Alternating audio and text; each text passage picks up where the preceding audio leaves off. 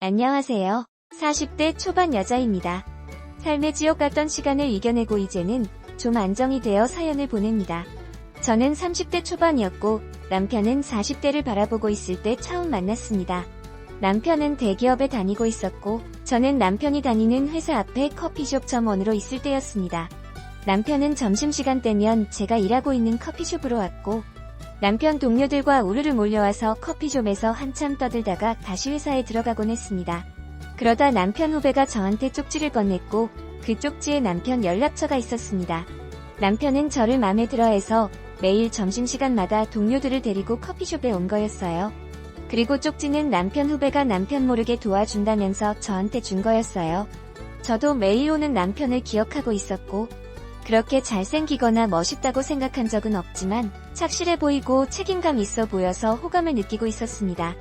남편 후배가 직속 선배인데 정말 괜찮은 사람이에요. 맨날 아가씨 생각하면서 끙끙 앓길래 제가 이렇게 쪽지 드리는 거예요.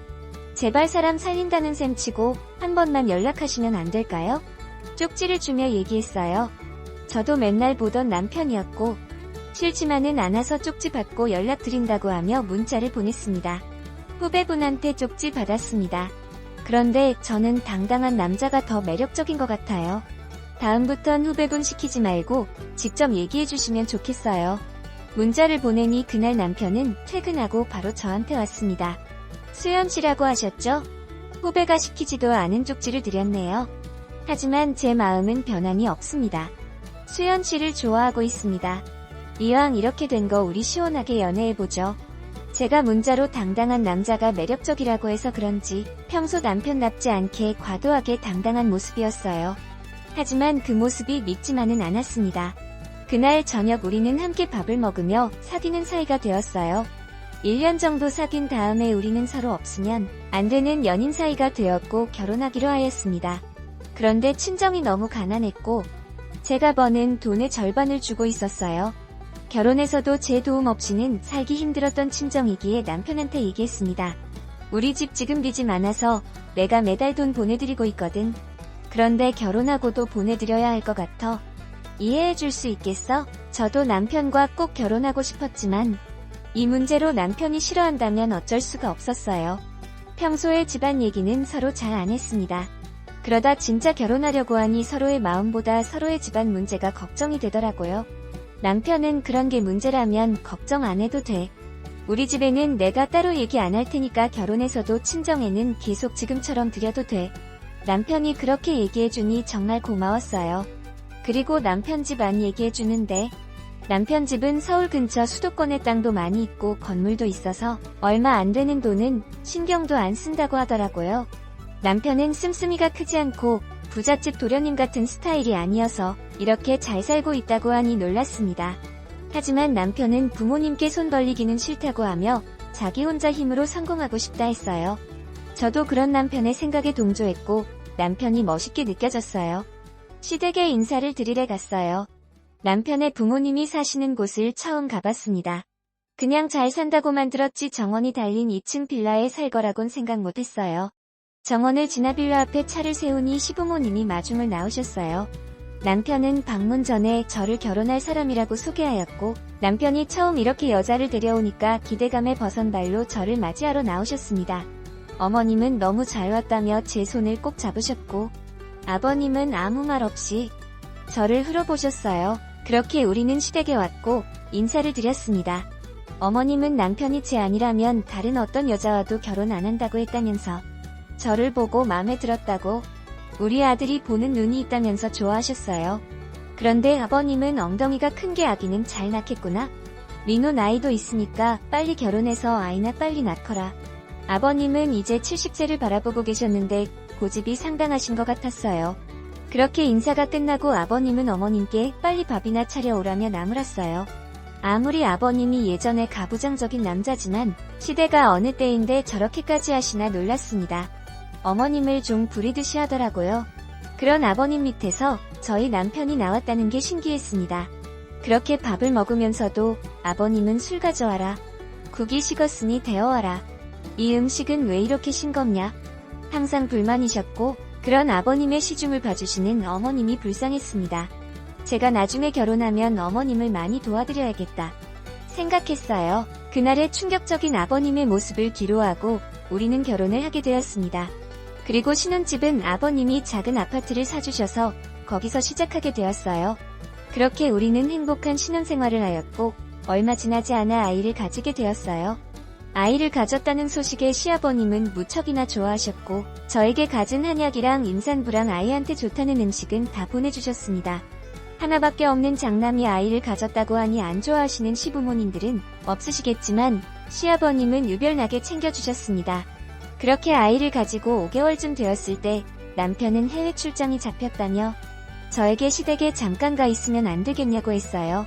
남편이 출장을 간다고 하니 시아버님께선 그럼 며느리는 누가 돌보냐며 당장 자기 집에 들어와서 살라고 하셨다고 했어요. 물론 남편이 출장 가 있는 동안 친정에 있는 게 저는 더 편했지만 시아버님은 절대 안 된다며 자기 집으로 오라고 하셨어요.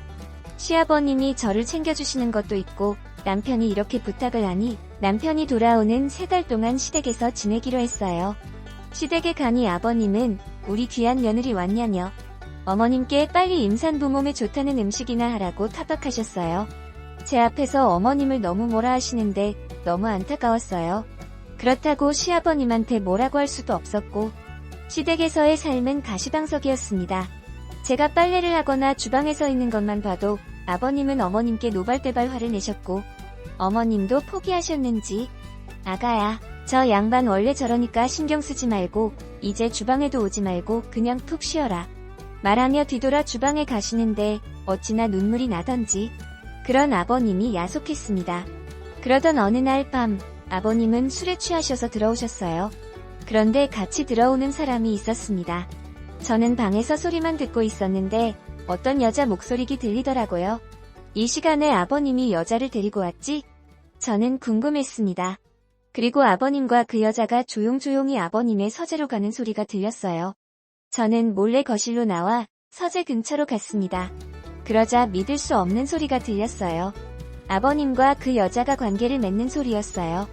어머님이 버젓이 집에 있는데 어떻게 이럴 수 있냐고 생각하는 순간 어머님이 방문을 열고 거실로 나오셨습니다. 그리고 저에게 밤에 늦었는데 안 자고 뭐 하냐고 하시더라고요. 아버님이랑 다른 여자랑 지금 서재에서 그러고 있는데 어머님 안 들리세요? 조용히 얘기했어요. 그러자 어머님은 괜찮다며 저한테 빨리 방에 들어가라고 하셨고 어머님이 그렇게 나오시니 어쩔 수 없었어요.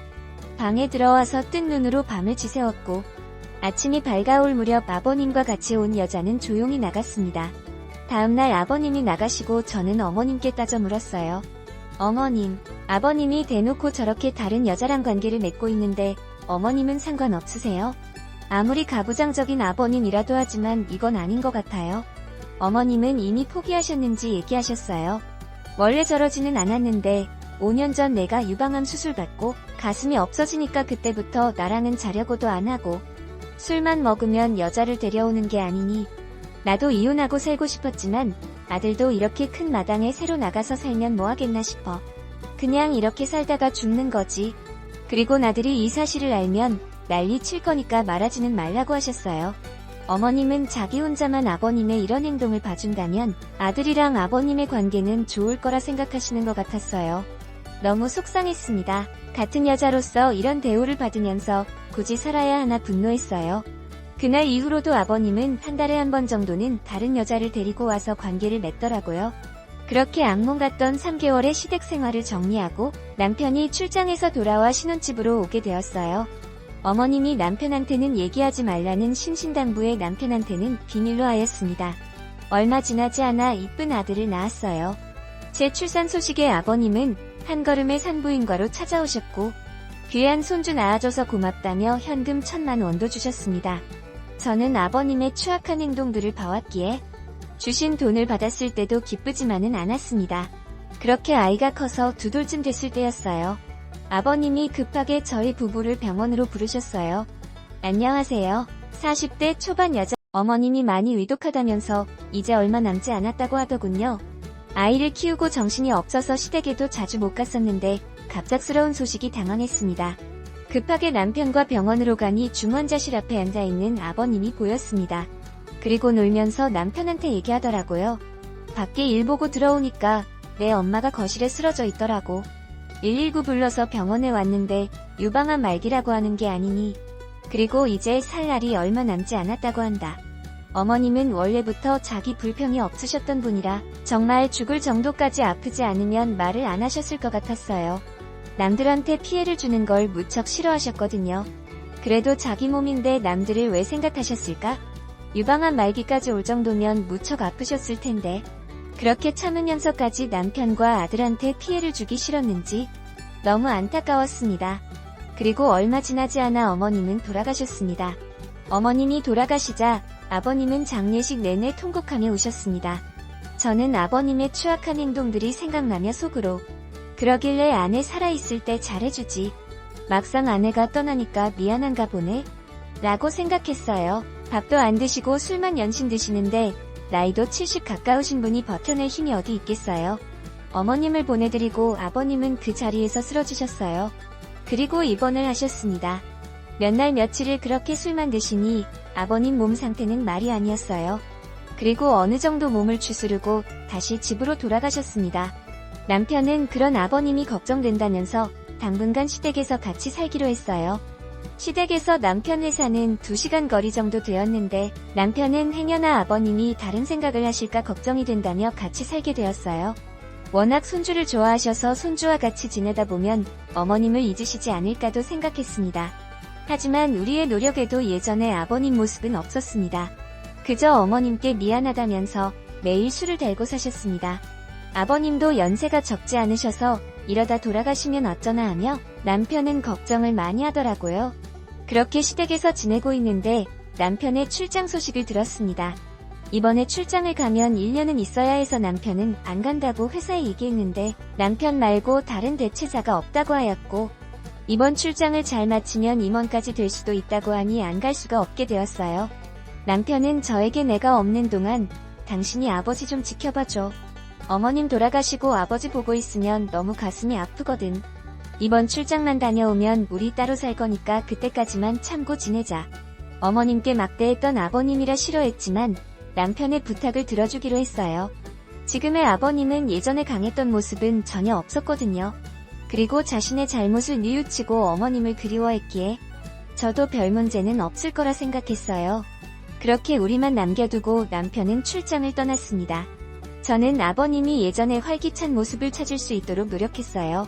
아버님 좋아하시던 음식 위주로 밥을 차려드렸고 아들과 함께 아버님하고 산책도 하였어요. 그렇게 6달이 지났을까요?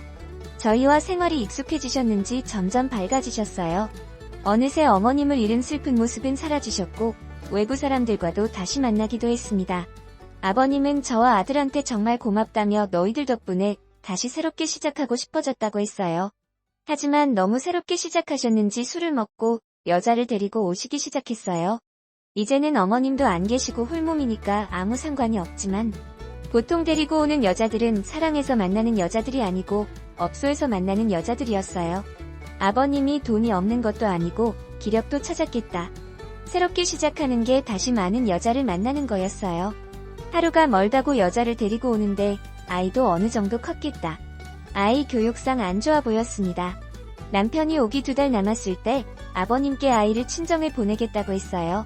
손주를 끔찍이 아끼는 아버님이라서 보내지 말라고 하실 줄 알았는데 웬일인지 보내라고 하더군요. 그리곤 저는 가면 안 된다고 하더라고요.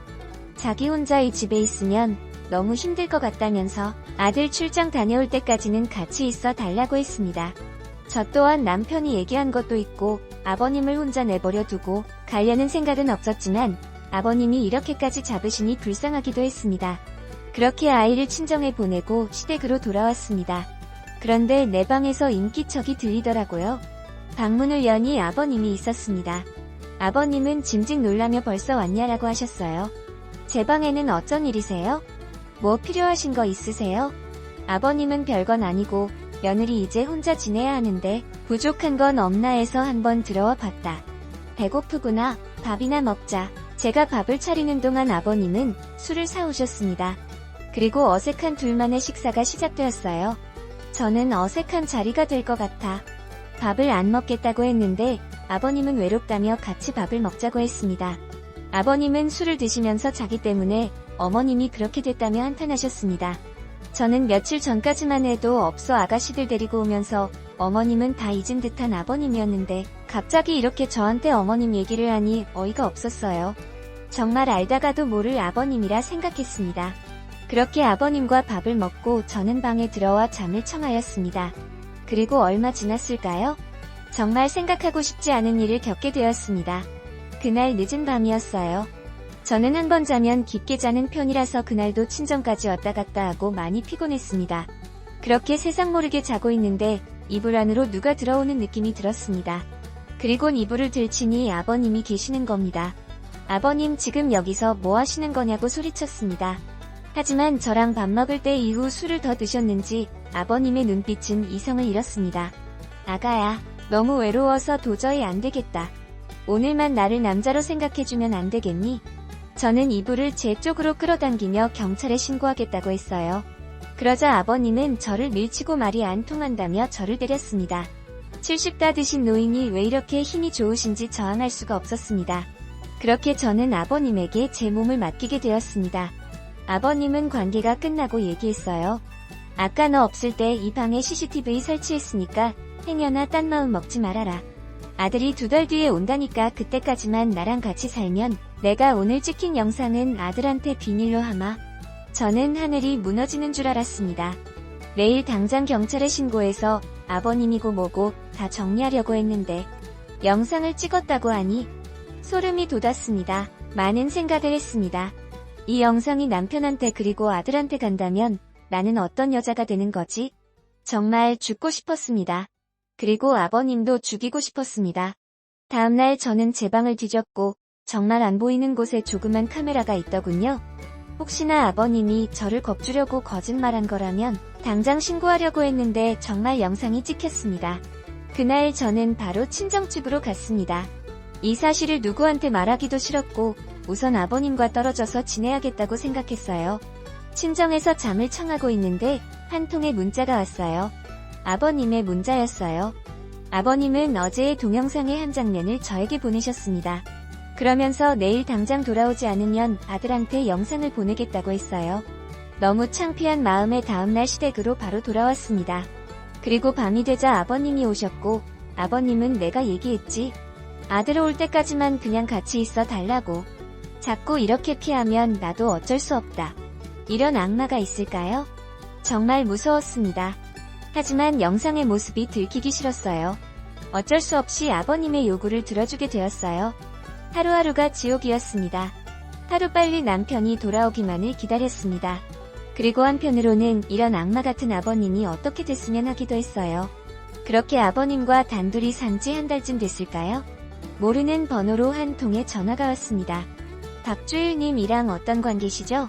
박주일은 아버님 이름인데 누군데 나한테 연락하는 거지 생각했어요. 저는 며느리라고 했습니다. 그러자 박주일님 1시간 전에 교통사고 당하셨는데 그 자리에서 사망하셨습니다. 주변에 아는 사람도 없어서 박주일님 핸드폰에 있는 번호로 연락드린 겁니다. 빨리 병원으로 오셔야 할 것 같아요. 저는 너무 어이가 없었습니다. 어제까지도 저의 몸을 탐했고 그렇게 죽었으면 하는 사람이 이렇게 바로 죽다니. 아무 종교도 믿지 않는 제가 신이 정말 있나 싶을 정도로 너무 빠른 응답을 해주셨거든요. 저는 기뻐하며 병원으로 갔습니다. 병원에는 경찰들이 있었고 저에게 얘기했어요. 박주일 씨가 술에 취해서 무단횡단을 하였고 어두운 곳이라 미처 박주일 씨를 보지 못한 덤프트럭에 부딪혀 사망하셨습니다. 그리고 아버님의 유품들을 저에게 주었습니다. 저는 이제 빨리 장례 절차를 밟아야 하기에 정신이 없었지만 침착하게 아버님 핸드폰을 봤습니다. 핸드폰 안에는 그날 찍었던 동영상이 들어있더라고요.